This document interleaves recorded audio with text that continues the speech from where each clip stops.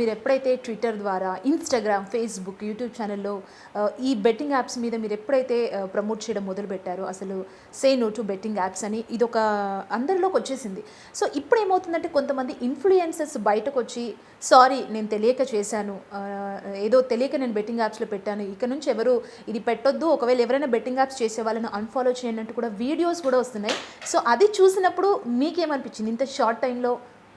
లేదు అట్లా అనేది వాళ్ళు కూడా మీకు ఫస్ట్ భాగం చెప్తాను, అది కూడా తప్పు. వాళ్ళు అట్లా నేను తెలియకుండా, ఎందుకంటే తెలిసి ఉంటుంది మీ ఒక స్వంత కోసమే మీరు వేలాది మందిని బలి ఇచ్చి ఉంటారు కదా, దానికి మీరు you to pay for it కదా.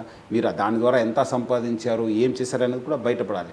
సెకండ్కు ఏమైందంటే అట్లీస్ట్ పబ్లిక్లో తెలిసింది వాళ్ళు ఇట్లా సోషల్ మీడియా ఇన్ఫ్లుయెన్సెస్, దానిలో కూడా రెండు భాగాలు ఉన్నారు. కొంతమంది మంచి చేసేవాళ్ళు ఉన్నారు, కొంతమంది ప్రమోట్ చేసేవాళ్ళు ఉన్నారు. వాళ్ళు కూడా చాలామంది అంటున్నారు లేదు సార్ ఫస్ట్ నుంచి కూడా మనకు కూడా చాలామంది కాంటాక్ట్ చేశారు, నేను వాళ్ళకు నో అన్నాను, నా కాన్షియన్స్ ఒప్పుకోలేదు సో అని చెప్పేవాళ్ళు కూడా ఉన్నారు. ఎవరు వీళ్ళు ఈజీ మనీకి అలవాటు పడి ఉన్నారు, వాళ్ళు ప్రమోట్ చేశారు, ఇప్పుడు వాళ్ళు they have to face the legal consequences. Okay Sajjanar గారు, అంటే ఇప్పుడు బేసిక్గా సోషల్ మీడియా ఇన్ఫ్లుయెన్సర్స్కి రీచ్ ఎక్కువగా ఉంటుంది. వాళ్ళు ఒక వీడియో పెట్టారంటే జనాల్లోకి ఎక్కువగా వెళ్తుంది. స్పెషల్లీ యూత్ని టార్గెట్ చేసిన వాళ్ళ ప్రొఫైల్సే మనం ఎక్కువగా ఇన్స్టాగ్రామ్లో చూస్తుంటాం, అవే ట్రెండింగ్ కూడా అవుతుంటాయి.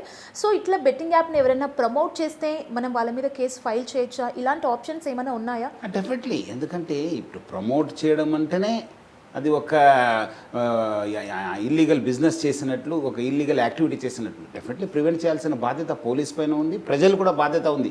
ఇట్లా ప్రజలు కూడా పోలీస్ చెప్పాల్సి ఉంది, ఇట్లా వస్తున్నావు సార్ మీరు యాక్షన్ తీసుకుని చెప్పి. సో డెఫినెట్లీ వచ్చే రోజు ప్రజల దృష్టికి ఏమాత్రం ఇలాంటివి ఉంటే డెఫినెట్లీ వాళ్ళు ఫస్ట్ ఇలాంటివి ఉంది అని చెప్పడము, ఫలాంటి మనిషి కూడా ప్రమోట్ చేస్తున్నారని చెప్పి తెలియాల్సిన బాధ్యత ప్రజలపైన ఉంది. మనం వచ్చిన తర్వాత మనం కూడా కంప్లైంట్ రిజిస్టర్ చేసి యాక్షన్ తీసుకోవాల్సిన బాధ్యత మా పైన కూడా ఉంది, పోలీస్ పైన. ఇప్పుడు మనం బేసిక్గా ఏదైనా సైబర్ క్రైమ్ జరిగి ఉన్నా, ఏదైనా ఇష్యూ అయినా, మన బ్యాంక్ అకౌంట్లోంచి అమౌంట్ పైన ఇమ్మీడియట్గా ఒక నెంబర్కి కాల్ చేసి మనం కంప్లైంట్ రేస్ చేస్తాం.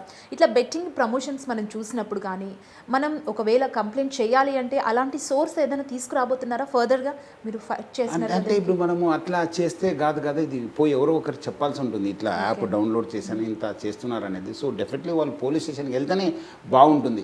అదర్వైజ్ ఆల్సో 1930 వాళ్ళు కంప్లైంట్ చేయవచ్చు, ఇట్లా బెట్టింగ్ యాప్స్ చేస్తున్నా అని చెప్పి.